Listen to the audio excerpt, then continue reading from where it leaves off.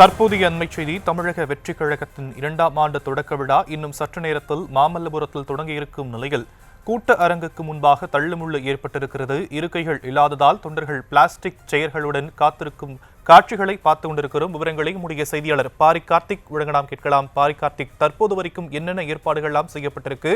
Pass இருந்தும் கூட உள்ள தொண்டர்கள் செல்ல அனுமதியானது மறுக்கப்பட்டிருக்கக்கூடிய நிலையில மாற்று ஏற்பாடுகள் ஏதேனும் செய்யப்பட இருக்கா?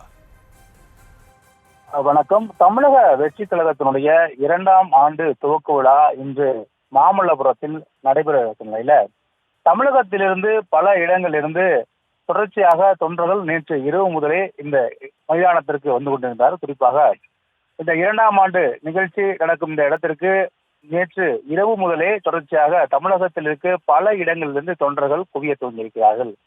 எனவே அனைத்து தொண்டர்களையும் உள்ளே விடுவதற்கான சாத்தியக்கூறுகள் இல்லை என்ற அடிப்படையில் தான் கட்சியினுடைய முக்கிய நிர்வாகிகள் 2400 பேருக்கு மட்டுமே பாஸ் வழங்கப்பட்டிருந்தது. ஒரு மாவட்டத்திற்கு அந்த கட்சியினுடைய மாவட்ட செயலர் உள்ளிட்ட முக்கிய நிர்வாகிகளுக்கு மட்டுமே அந்த அனுமதி பாஸ் ஆனது வழங்கப்பட்டிருக்கிறது. அந்த மாவட்ட கழக செயலர்கள் மூலியமாக அந்த பாஸ் வழங்கப்பட்டு அதுவும் தற்போது விநியோகம் செய்யப்பட்டு அவர்கள் மட்டும்தான் இந்த மைதானத்திற்கு அனுமதிக்கப்பட்டார்கள்.